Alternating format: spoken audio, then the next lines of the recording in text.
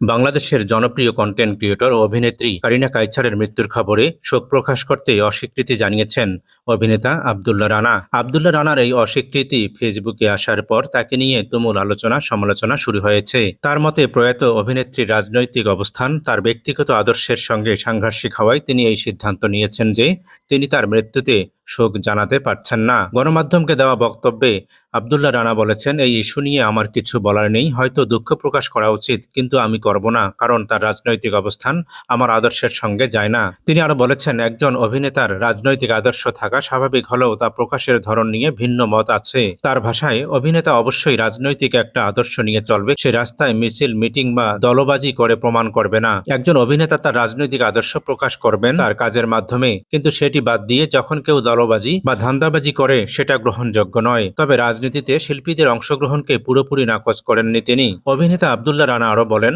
শিল্পী হিসেবে প্রকাশ্যে রাজনীতিতে জড়ানো উচিত না, এটা আমার ব্যক্তিগত মত, কিন্তু রাজনীতি দোষের কিছু নয়। একজন অভিনেতা অভিনেত্রী রাজনীতি করেও অভিনয় করতে পারেন, আবার একজন রাজনীতিক তিনি নিজেও অভিনয়ে আসতে পারেন। গত 15 মে ভারতের চেন্নাইয়ে চিকিৎসাধীন অবস্থায় মারা গেছেন কারিনা কাইছার। আজ রোববার বাংলাদেশে তার মরদেহ আনা হবে। এরপর ঢাকায় 2 দফা জানাজা শেষে মুন্সিগঞ্জের গজারিয়ায় দাফন সম্পন্ন হবে তার।